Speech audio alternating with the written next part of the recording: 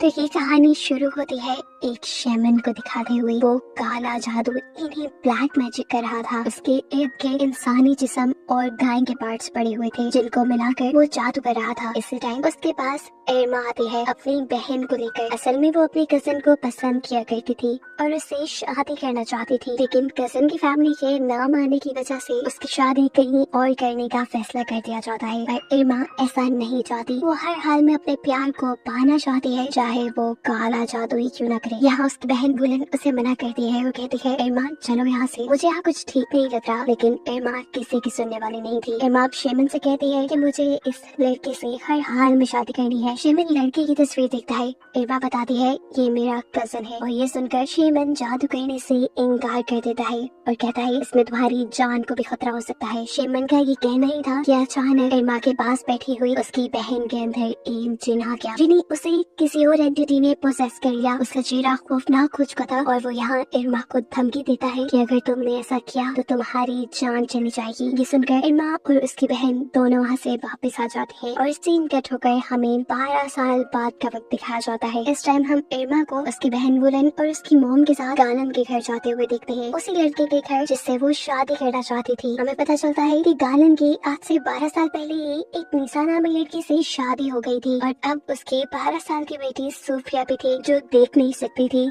यानी वो ब्लाइंड थी। ये सभी लोग यहाँ सोफिया की बर्थडे पार्टी सेलिब्रेट करने के लिए आए थे। इसी टाइम पर हमें गालन की मदर को भी दिखाया जाता है। गालन की मदर और एरमा की मोम दोनों बहनें हैं। हमें मालूम हुआ कि गालन की मदर काफी टाइम से बीमार है। यहाँ पर हमें मालूम होता है कि सिर्फ एरमा ही नहीं बल्कि गालन भी एरमा के प्यार में एक वक्त में पागल हुआ करता था। उसने अपनी मोम के कहने पर निशा से शादी तो कर ली, लेकिन वो आज भी एरमा के काफी करीब था। लेकिन अब उसे एहसास होने लगा था कि एरमा के साथ रहते रहते वो अपनी प्यारी से बेटी और अपनी वाइफ के साथ ज्यादती कर रहा है। इसीलिए उसने एरमा से दूर जाने का फैसला कर लिया। लेकिन एरमा ऐसा होने नहीं देना चाहती थी क्योंकि अब एरमा भी प्रेग्नेंट थी। ये सुनकर गालन उसके साथ बहुत ही रूड बिहेव करता है और उसे घर जाने को कहता है। घर आकर भी एरमा उसे बहुत कॉल्स करने की कोशिश करती है, लेकिन गालन उसकी कॉल्स को कॉन्टिन्यूसली इग्नोर कर रहा था। एरमा की बहन जो कि एरमा और गालन के बारे में सब कुछ जानती थी, वो एरमा से कहती है अब गालन तुम्हारा कभी नहीं हो सकता, तुम उसका पीछा क्यों नहीं छोड़ देती? तुम अच्छी तरह जानती हो उसकी एक फैमिली है और तुम उसकी फैमिली खराब कर रही हो। वुलन की बातों से एमा को बहुत ज्यादा गुस्सा आ जाता है और वो डांट कर वुलन को ही अपने कमरे से बाहर निकाल देती है। इस टाइम उसे वैसे भी वुलन से ज्यादा गालन पे गुस्सा आ रहा था क्योंकि एक वक्त ऐसा भी था जब गालन ने उसके साथ जीने मरने की कस्में खाई थी, पर अब जैसे वो सब भूल चुका था। गुस्से में एमा अब गालन की काम करने वाली जगह पे पहुंच जाती है। वो इस टाइम गुस्से में थी और गालन से अपने बच्चे को एक्सेप्ट करने को कह रही थी, लेकिन यहाँ पे गालन उसकी बात नहीं सुनता और उसके साथ बहुत रूड बिहेव करता है। गुस्से में एमा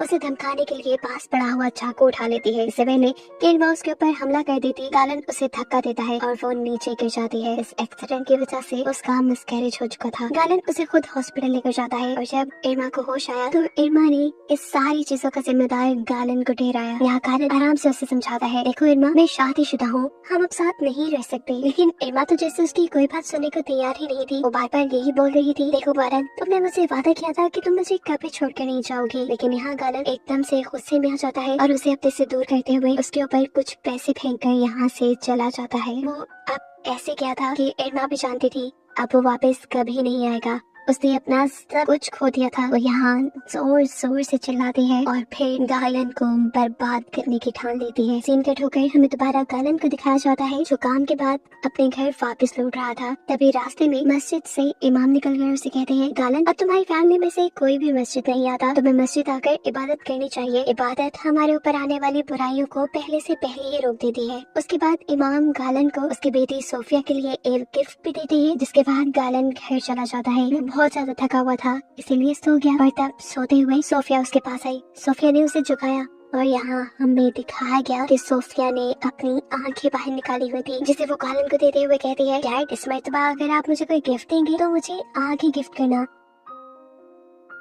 उसका ये खतरनाक सा चेहरा देखकर एकदम से गालन की आंख खुल गई और हमें मालूम हुआ कि ये सिर्फ गालन का एक डरावना ख्वाब था। वो डर कर उठकर अपनी बेटी सोफिया के पास चला जाता है और यहाँ सोफिया को देखते देखते उसे अपना पास्ट याद आता है। जब सोफिया पैदा होने वाली थी तब वो अपनी वाइफ निशा का बिल्कुल ख्याल नहीं रखता था, उसे डॉक्टर के पास नहीं लेके जाता था और प्रॉपर चेकअप ना होने की वजह से आज सोफिया की आंखें नहीं थी। अगले दिन इरमा हॉस्पिटल से डिस्चार्ज होने के बाद दोबारा गालन को कांटेक्ट करने की कोशिश करती है। पहले तो गालन उसे इग्नोर करता है और फिर फोन उठाकर उसे बहुत ज्यादा कड़वी कैसेरी सुना देता है। गालन के बिहेवियर से इरमा को बहुत ज्यादा गुस्सा आ जाता है और अब वो गालन को बर्बाद करने के बजाय गालन को पाने का फैसला कर लेती है। और अब उसने गालन को पाने के लिए बहुत ही बुरा फैसला किया था। वो दोबारा गई थी शेमन के पास, यानी अब वो गालन के ऊपर काला जादू करवाने वाली थी। शेमन से मिलकर इरमा उसे कहती है, मुझे अब शेमन किसी भी हाल में चाहिए और इस तरह कि उसकी जिंदगी में मेरे अलावा कोई औरत ना हो। हालांकि इससे पहले इरमा को नीसा से या सोफिया से, गालन की बेटी से कोई प्रॉब्लम नहीं थी। यहाँ तक कि वो तो सोफिया यानी गालन की बेटी से बहुत प्यार करती थी, लेकिन अब गालन के ही बिहेवियर ने उसे यहाँ तक पहुँचा दिया था। वो शेमन से कहती है, इस काम के लिए चाहे आप मेरे से कोई भी कीमत ले लें, लेकिन अब मुझे गालन सिंगल चाहिए। शेमन अभी भी उसे कहता है, देखो लड़की, तुम बात नहीं मान रही, ये काम बहुत ज्यादा खतरनाक है। लेकिन इरमा को परवाह नहीं थी। इरमा यहाँ पर अपनी और अपनी बहन की सारी गोल्ड की ज्वेलरी उसने दे देती है, जिसे देखते हुए शेमन की मॉम भी शेमन को ये काम करने को कह देती है। अपने मॉम के कहने पर ये शेमन इरमा की मदद करने को राजी हो जाता है और फिर इरमा को बताता है कि इस दुनिया में बहुत किस्म के जिन होते हैं और उसमें से एक किस्म है अनज़ार जिन्स की, जो कि काफिर है, मुसलमानों से बहुत ज्यादा नफरत करते हैं और इन्हीं जिन्स का इस्तेमाल करते हुए वो उनके ऊपर काला जादू करेंगे। काला जादू के लिए उसे अब कुछ चीजें चाहिए थी। ये काला जादू होने वाला था नीसा पर, यानी गालन की वाइफ पर, ताकि वो और उसके सारे रिश्ते मर जाए। शेमन उसे नीसा की एक फोटो, बाल और फोन लाने का काम देता है, जिसके जरिए नीसा के ऊपर पोजेशन होगा, यानी नीसा के ऊपर काला जादू का असर होगा। साथ ही शेमन को काले जादू के लिए एक ताजा मरे हुए इंसान के पाँव की हड्डी भी चाहिए होगी, जिसके ऊपर वो गाय की आंतों को लपेट कर अपना जादू करेगा। शेमन के कहने पर इरमा गालन के घर जाती है, उसकी वाइफ से मिलती है और बहाने से उसके वॉशरूम में जाकर उसके कंघे से बाल और उसके वॉशरूम से सैनिटरी पैड चुरा लेते हैं। अपना काम होने के बाद वो यहाँ से निकलने ही वाली थी कि उसे दोबारा यहाँ पर गालन दिख गया। गालन उसे देखते ही कहता है, तुम यहाँ क्या कर रही हो? कितनी मर्तबा मना किया है मैंने तुम्हें, मेरी फैमिली से दूर रहो। उसकी बातें सुनकर इरमा को अपने लिए और भी ज्यादा बुरा लगता है और वो अब एक मजबूत इरादे के साथ ये सारी चीजें जाकर शेमन को दे आती है। शेमन भी एक इंसान की टांग ले आए थे और रात में ये रिचुअल, ये जादू शुरू कर दिया जाता है। शेमन इरमा से कहते हैं, अच्छा हुआ कि तुम फूल ले आई, फूल से तो ज्यादा अच्छा असर होगा। वो यहाँ एक ब्लेड से सैनिटरी पैड को काटते हुए खून को पाँव की हड्डी के ऊपर गिराते हैं। उसके बाद कुछ जादू मंत्र पढ़ती है और अचानक से उनका ये घर हिलने लग जाता है। फाइनली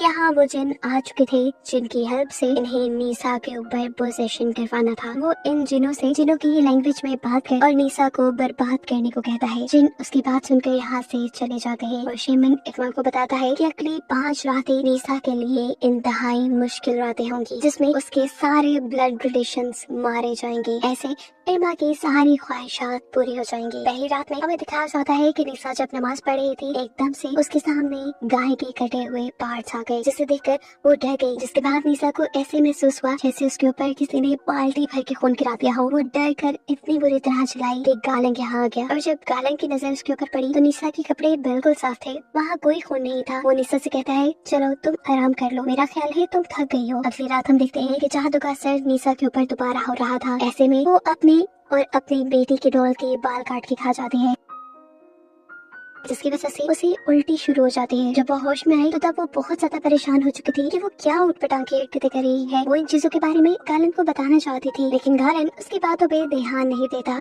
सीन कट होकर हमें इरमा को दिखाया जाता है, जिसकी बहन यानी वुलन उससे अपनी ज्वेलरी के बारे में पूछ रही है। उसे कहती है, मैं जानती हूँ तुम उस शेमन की ज्वेलरी देकर आई हो ना, तुम कुछ गलत कर रही हो ना। उसकी बातों से तंग आकर इरमा उसे ढांढ कर यहाँ से भगा देती है और रात में हमें देखने को मिलता है कि इरमा की बहन मर गई। इरमा परेशानी से उठ बैठी और अब इरमा की बहन की मरी हुई बॉडी उसे डरा भी रही थी, जिसके चलते इरमा ने जोर से चीख मारी और तभी उसकी बहन वुलन यहाँ आ गई। हमें मालूम हुआ कि ये सब जो इरमा ने देखा था वो सिर्फ उसका वहम था। इरमा की बहन तो अभी जिंदा थी। काला जादू तो इरमा ने नीसा भी करवाया था, लेकिन शायद इरमा खुद अपने ही करवाए जादू के असर में आती जा रही है। फिर अगले सीन में हमें नीसा को दिखाया जाता है, नमाज पढ़ते पढ़ते एकदम से उसे उल्टी हो जाती है। अजीब बात ये थी कि उसकी वॉमिट में, उसकी उल्टी में कीड़े आ रहे थे, बहुत बड़े बड़े कीड़े, जिसे देखकर वो डर गई। उसके साथ पिछले इतने दिनों से जो कुछ भी गलत हो रहा था, वो इन सब के बारे में किसी से बात करना चाहती थी। इसीलिए वो इन कीड़ों को भी उठाकर एक जार में डाल देती है ताकि वो इन कीड़ों को किसी को दिखा सके। इसके बाद इरमा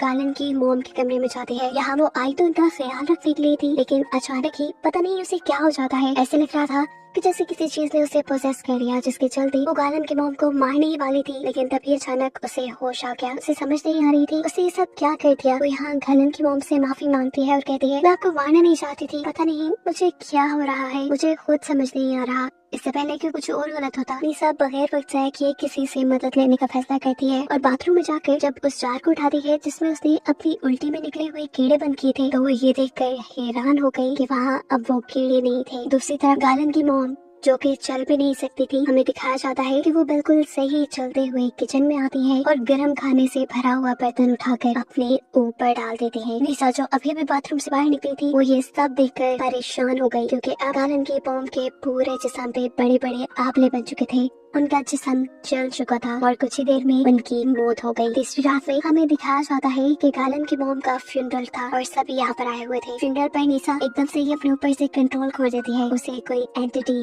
पोसेस करती है और इसी पोजीशन में वो गालन की मॉम की डेड बॉडी को वहाँ से उठाकर दूर फेंक देती है। सभी लोग ये देखकर डर जाते हैं सिवाय इरमा की, जो जानती थी यहाँ क्या हो रहा है और वो तो ये सब देखकर खुश थी। दिखाया जाता है कि यहाँ पर इमाम भी आए थे। वो निशा की ये हालत देखकर समझ जाते हैं कि निशा के ऊपर किसी ने कब्जा किया हुआ है। वो यहाँ निशा को पकड़ कर उसके ऊपर कुछ पढ़ते हैं और निशा इस टाइम कंट्रोल में आ जाती है। इमाम अब ये समझ गए थे कि किसी ने जानबूझकर किसी ईवल जिन को निशा के पास बुलाया था। फिर दिखाया जाता है कि अपनी मॉम के फ्यूनरल के बाद गालन भी जब सोने के लिए जाता है तो उसे भी अब अजीब और गरीब ख्वाब आ रहे हैं, बहुत डरावने डरावने। उसने अपने ख्वाब में देखा था कि वो मर चुका है और उसके इर्द गिर्द बहुत सी औरतें घूम रही थी। ये देखकर वो डर गया और फौरन इमाम के पास गया। सारी बातें इमाम को बताने के बाद इमाम जवाब देते हैं मैं पहले ही निशा को देखकर जान गया था कि वो किसी शैतानी जिन के कब्जे में है। उसका नाम है अनाजार और अनाजार एक ऐसा जिन है जो बहुत ही ज्यादा ताकतवर है। वो मुसलमानों से नफरत करता है, इसीलिए लोग उसे काले जादू में यूज करते हैं। इमाम कहते हैं निशा का इलाज हो जाएगा, गालन तुम फिक्र ना करो। जिन कितने भी ताकतवर क्यों ना हो, लेकिन अल्लाह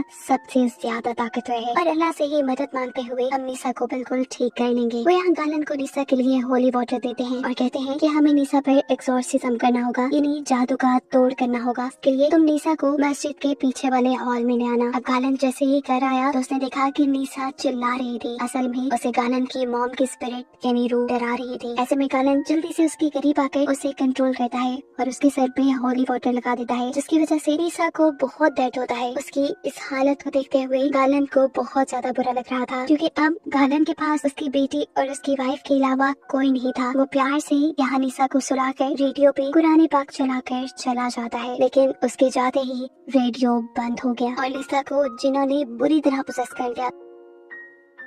अब तो उसकी आंखें भी अजीब हो चुकी थी, उसके होंठ दांत काले और वो खुद एक जिन की तरह दिखने लगी थी। सीन कट होकर हमें इरमा की मॉम को दिखाया जाता है जो गालन की मॉम की बहन थी। गालन की मॉम की मौत के बाद उनको भी बहुत ही डरावने डरावने ख्वाब आ रहे थे। आज वो भी किचन में किसी चीज को देखकर डर जाती है और जोर जोर से चीखें मारती है। उसके बाद वो पागलों की तरह अपने किचन के बर्तन तोड़ डालती है और उन्हीं बर्तनों का कांच खाते हुए उनकी भी यहाँ मौत हो जाती है। अपनी मॉम की मौत से इरमा बहुत ज्यादा डिस्टर्ब हो चुकी थी। वो जान चुकी थी कि उसने जो जादू करवाया है कहीं न कहीं उसका असर उल्टा पड़ता जा रहा है। इससे पहले कि कुछ और बुरा हो, वो वुलन यानी अपनी बहन को सब सच बता देती है कि हाँ उसने शेमन से मदद ली थी। उसने शेमन से जादू करने को बोला था, लेकिन शेमन ने कहा था कि इस जादू के बाद सारी मौत निशा के घर पे होगी, निशा के ब्लड रिलेशंस बढ़ेंगे। लेकिन यहाँ तो उल्टा ही होता जा रहा है। यहाँ पर मेरे ब्लड रिलेशंस बढ़ रहे हैं, जैसे मेरी मॉम और उनकी बहन, और अब जो जिंदा बची थी वो वुमन यानी उसकी बहन थी। वुमन भी ये सुनकर बुरी तरह डर गई। वो अब इरमा को अपनी से दूर कर रही थी,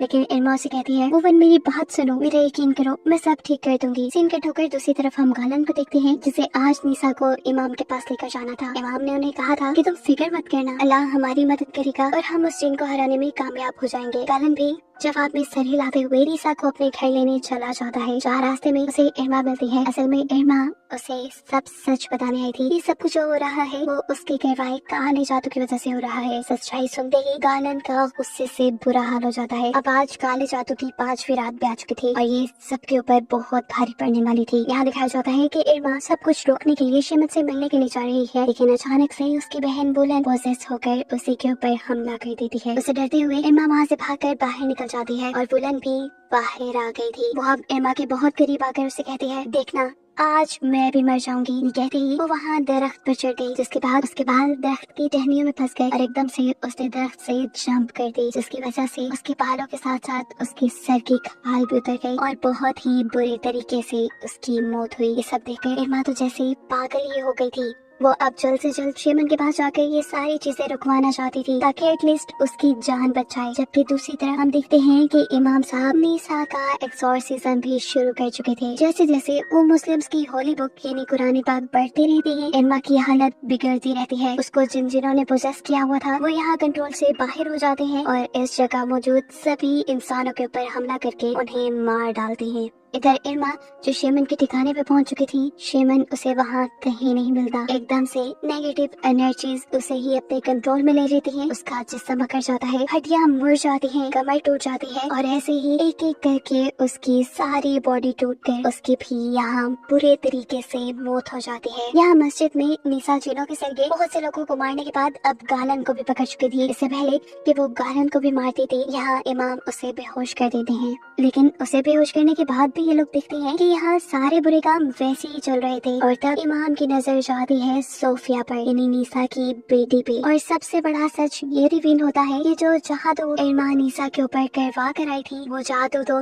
नीसा के ऊपर हुआ ही नहीं था बल्कि सोफिया के ऊपर हो गया था और जिन्होंने सोफिया को ही पोजेस किया हुआ था। और इसकी वजह ये थी कि इरमा ने बाथरूम में से जो सैनिटरी पैड और जो बाल उठाए थे वो नीसा के नहीं बल्कि सोफिया के थे। इसी वजह से नीसा के बजाय सोफिया के सारे ब्लड रिलेटिव्स मारे गए थे, जिसमें इरमा की भी फैमिली शामिल थी। यहाँ सोफिया गालन को मारने लगती है, जिस पर गालन उससे माफी मांगते रह जाता है, लेकिन सोफिया एक नहीं सुनती और बेरहमी से अपने डैड को मार डालती है। यहाँ इमाम जब नीसा को छोड़कर सोफिया के ऊपर एक्सॉर्सिज्म करते हैं तो ये एक्सॉर्सिज्म काम कर जाता है और जिन सोफिया को छोड़कर चले जाते हैं। ये हकीकत अगर इन लोगों को पहले पता चल जाती कि जादू असल में सोफिया के ऊपर हुआ था तो ये लोग काफी लोगों की जान बचाने में कामयाब हो जाते। पर अफसोस अब काफी लोग मर चुके थे। कहानी के आखिरी सीन में हमें दिखाया जाता है कि अब नीसा जिंदा है, लेकिन बहुत ही बुरी हालत में। वो हॉस्पिटल में एडमिट है और तभी उसके पास सोफी आई है। सोफी की हालत अभी भी खराब थी। उसका खौफनाक चेहरा ये बता रहा था कि अभी भी जिन्होंने उसे पोसेस किया हुआ है और अब वो अपनी सबसे करीबी और आखिरी ब्लड रिलेटिव यानी अपनी मॉम को मारेगी, जिसके साथ ये कहानी यही खत्म हो जाती है।